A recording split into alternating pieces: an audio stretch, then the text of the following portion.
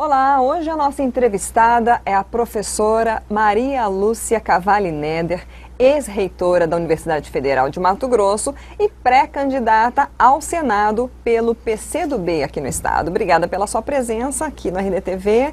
E vamos já iniciar com uma pergunta que eu tenho feito a todos os pré-candidatos que têm vindo aqui: o porquê a senhora se coloca como pré-candidata ao Senado? Primeiro, quero agradecer o espaço e cumprimentar os telespectadores da RD News.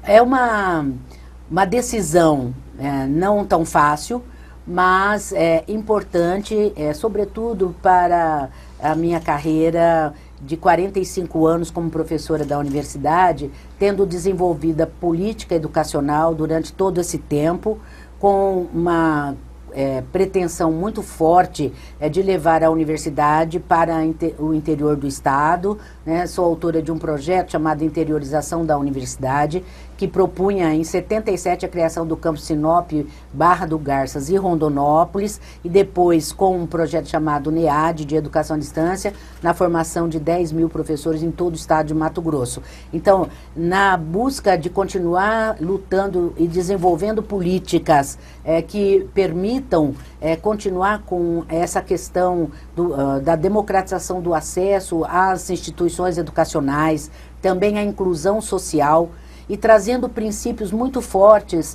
como a democracia, soberania nacional, valorização do trabalhador, diminuição das desigualdades sociais e regionais do Mato Grosso, e também a questão do respeito à diversidade, né, contra a opressão, sobretudo a discriminação, racismo, que me coloca, então, na busca de ocupar um outro espaço, porque tenho dito que nós sempre fazemos política na nossa vida, mas é a primeira vez que eu entro na política partidária e venho com princípios e diretrizes muito bem marcados na dimensão social.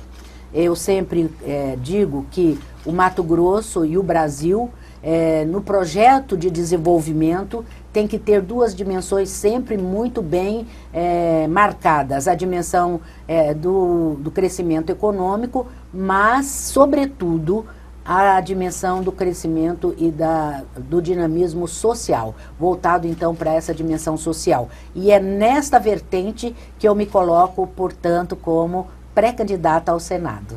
Bom, falando ainda então em educação nessa área, a gente tem visto, tem percebido aí uma redução, às vezes, na qualidade da educação pública no país, né?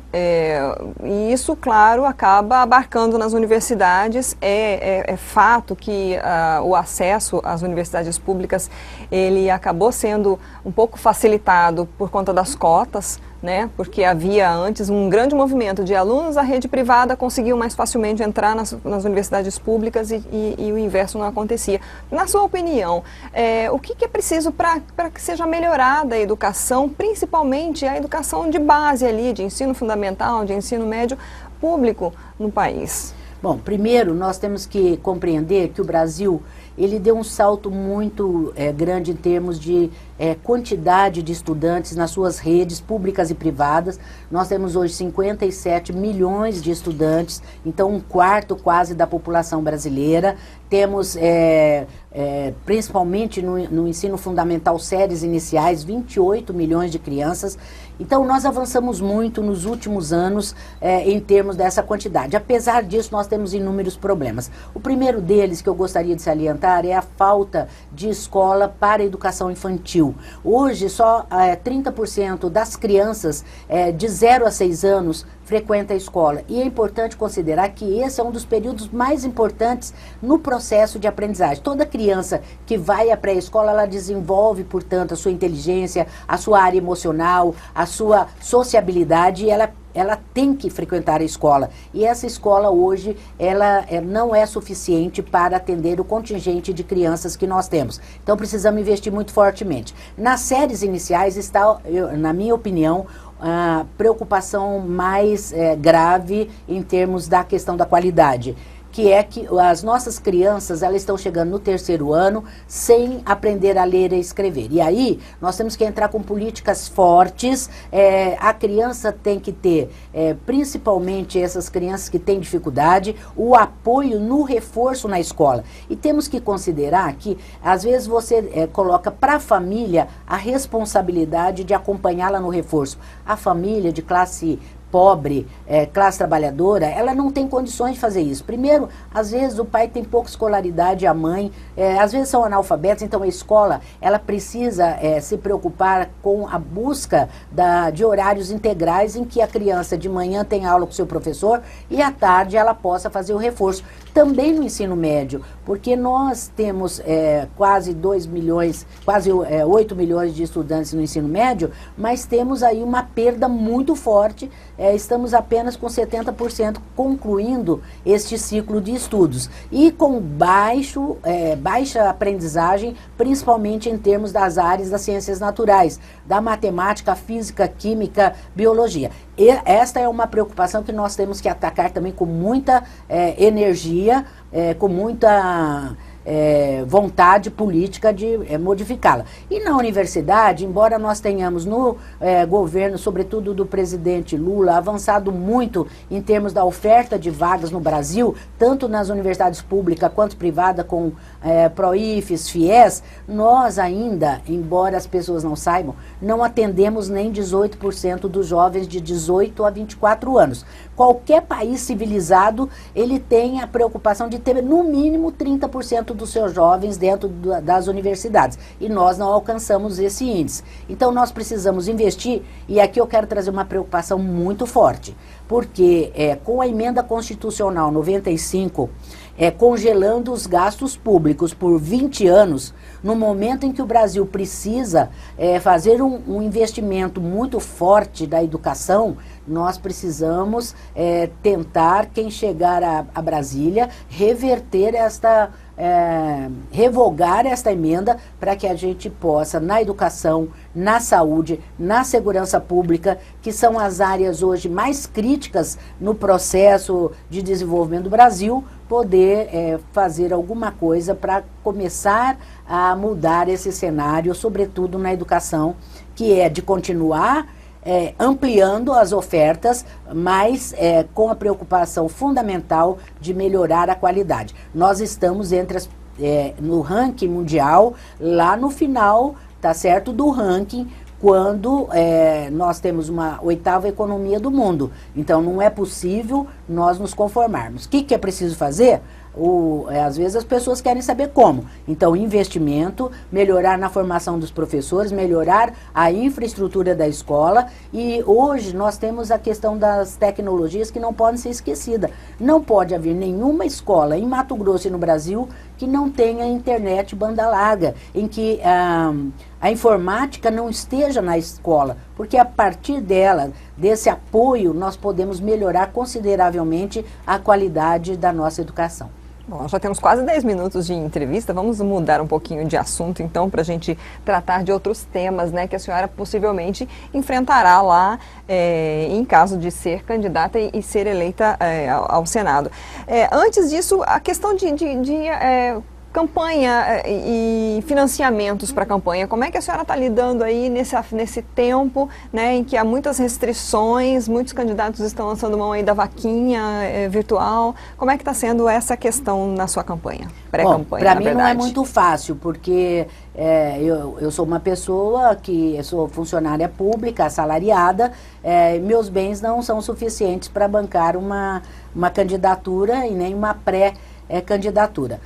Nós temos trabalhado com a cooperação de amigos e de pessoas, portanto, a secretária é uma amiga, a pessoa que anda comigo é outra, e assim a gente vai fazendo de forma voluntária. Nós abrimos uma vaquinha, mas essa vaquinha só pode ser usada no momento da campanha. E nós temos conversado com o nosso partido em Brasília, eles colocaram a nossa candidatura, a nossa pré-candidatura e depois, no caso de uma candidatura, seja dentro do cenário nacional, como uma pré-candidatura muito importante e, portanto, nós teremos financiamento do partido, que hoje nós sabemos que todos os partidos políticos têm o seu fundo, né, para justamente fazer essa colaboração com os seus pré-candidatos e candidatos. Na campanha você não pode usar do fundo partidário. Uhum. Então, é um trabalho mais voluntário,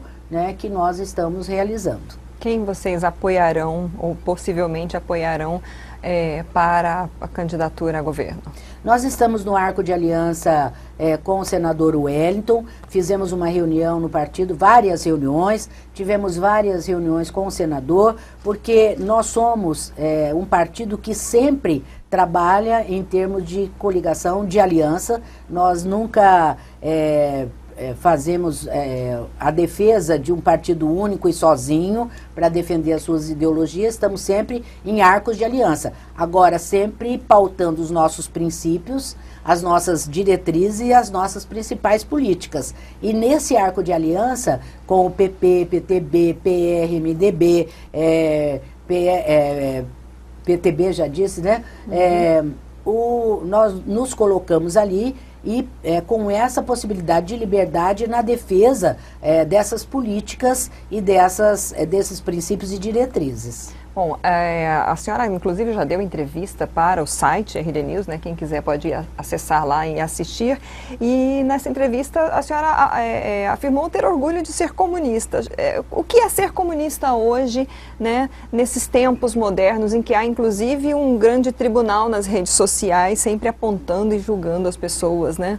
É lamentável que as pessoas não compreendam profundamente o que é ser comunista, porque o comunista é aquele que traz o povo para o processo de decisão e de gestão nos seus governos. Então é um governo para o povo e a defesa do trabalhador é a sua principal bandeira, tanto que na bandeira do partido nós temos o martelo e a foice significando o trabalhador do campo e o martelo o trabalhador da cidade, da construção, etc. Então ser comunista é defender o povo, é defender as minorias, é defender as pessoas de menos possibilidades econômicas, é de lutar com políticas públicas para a inclusão, para a democratização do acesso aos bens sociais. Isso é ser comunista, por isso que eu digo que eu me orgulho, porque a minha vida de 45 anos da UFMT foi para buscar socializar, para buscar incluir as pessoas, para ter a educação como um suporte central em todo o processo de desenvolvimento. Então é isso. Mas, infelizmente, o marketing, a propaganda, sobretudo do mundo capitalista, né, naquela compreensão da Guerra Fria entre Estados Unidos e Rússia, há um processo para denegrir, né, o que é essa questão de ser comunista. Portanto, hoje eu acho que já está menos estigmatizado, mas nós precisamos ainda trabalhar no sentido de que a classe trabalhadora perceba quem é que a defende, porque o Partido Comunista defende o trabalhador. Essa é a nossa principal bandeira, essa é a nossa principal pauta. Bom, qual é a sua opinião sobre uma das pautas talvez das mais polêmicas que vêm sendo debatidas ali no Congresso Nacional, que é a legalização do aborto? Olha, eu sempre tenho dito que quando você é um representante do povo, você não pode trazer a sua certeza, a sua opinião, a sua compreensão sobre o processo. Este tema, ele é complexo porque ele aborda 3 vertentes argumentativas importantes. Uma que é a religiosa, que traz a questão da defesa da vida. A outra é o argumento do Estado, porque o Estado é laico e, portanto, ele não pode trazer a defesa apenas de uma proposição, ele tem que abrir o debate. É fundamental que o Estado brasileiro, portanto o governo federal, abra o debate para ouvir a sociedade. E a outra vertente de argumento é a feminista, porque as mulheres hoje, elas advogam o direito delas, da individualidade de decidir sobre o seu corpo. Então você veja que nós temos 3 argumentos que são muito importantes, que são complexos e que nós precisamos, como representante do povo, seja ele governador, presidente da República deputado, senador, ouvir a sociedade. E eu me proponho, portanto, a fazer um movimento no sentido de auscultar. E, claro, a maioria, portanto, num país democrático, é que defenderia,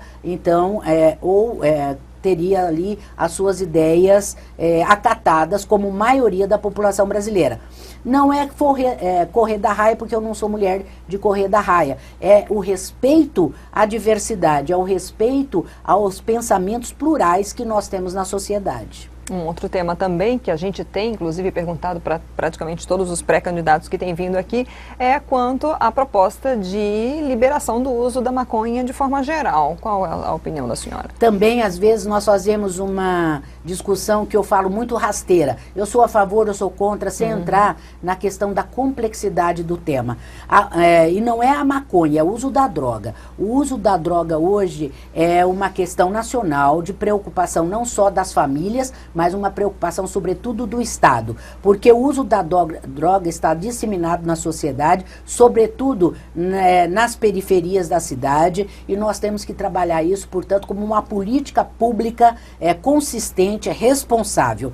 A questão da maconha, a própria lei já discriminou o uso, porque o usuário hoje já não é mais preso. O que nós temos na lei é a questão do tráfico, né? Então, é uma questão que eu acho que está apaziguada na sociedade, respeitando a liberdade das pessoas em usar. Mas nós temos que nos aprofundar nessa questão, sobretudo no uso farmacêutico, porque os países que trabalham com ciência e tecnologia na área da saúde, na área biológica, já demonstraram que os princípios ativos da maconha têm ajudado em muitos tratamentos, e às vezes nós estamos acompanhando essas questões judiciais em que a família pede para o judiciário ter acesso a medicamentos que tenha esse princípio ativo. Então é uma questão que ela não é só de saúde pública, mas ela é uma questão social. Os nossos jovens, nós precisamos ter políticas públicas muito fortes em apoio à juventude que hoje está sem emprego.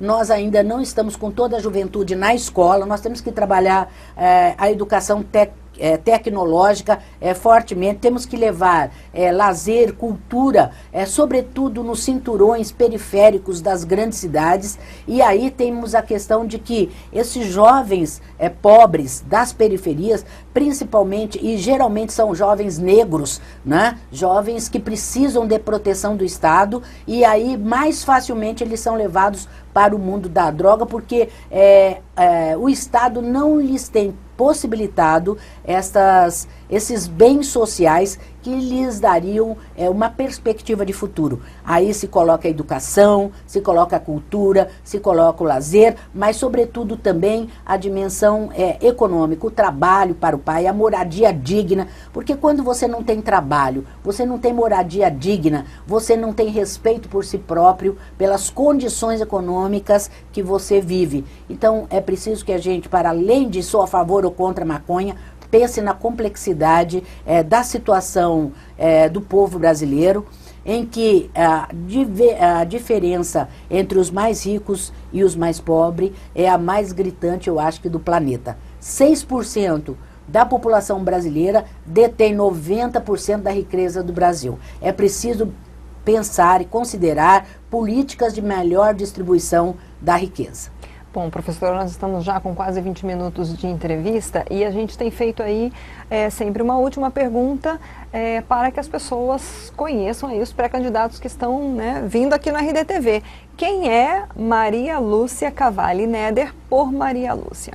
Bom, eu sou uma professora que estou há 45 anos na Universidade Federal de Mato Grosso, com políticas sempre voltadas para a democratização do acesso, a inclusão, e nesse sentido, no período em que eu fui reitora, eu tive a oportunidade nesses 45 anos de ter todos os cargos que um professor pode ter. Coordenadora de curso, chefe de departamento, coordenadora da extensão, pró-reitora de ensino de graduação, coordenadora do núcleo de educação aberta e à distância.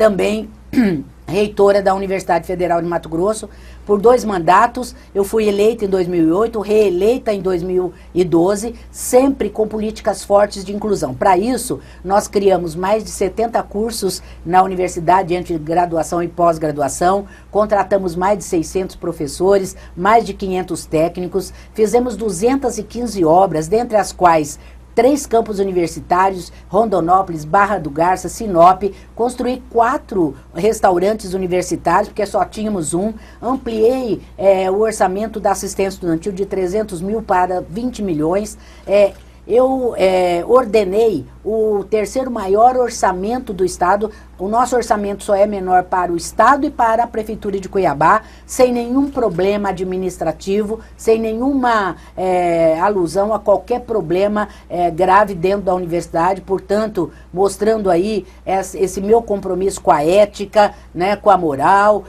com a preocupação de respeitar o bem público. Mas o mais importante também é que nesse período que eu estive lá, a universidade deu um salto de qualidade, porque nós temos que ser responsáveis com o uso do dinheiro público. Nós éramos 77º lugar no ranking das universidades nacionais e eu entreguei a universidade no 33º, mostrando, portanto, que a nossa universidade hoje ela pertence à elite de 20% das melhores universidades federais com esse trabalho. Também ampliamos os cursos e aí o respeito, sobretudo, à questão da saúde pública, criamos um curso de medicina em Sinop, um outro curso de medicina em Rondonópolis, ampliamos mais 40 vagas aqui em Mato Grosso, sempre na busca de trazer essa dimensão da saúde como uma das mais importantes no processo do direito das pessoas, do direito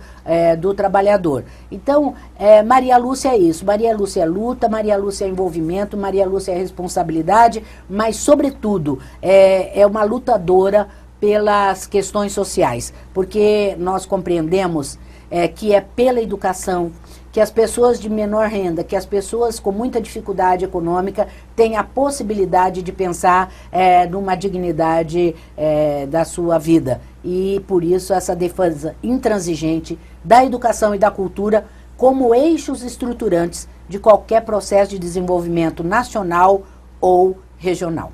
Ok, muito obrigada. Eu que agradeço a oportunidade.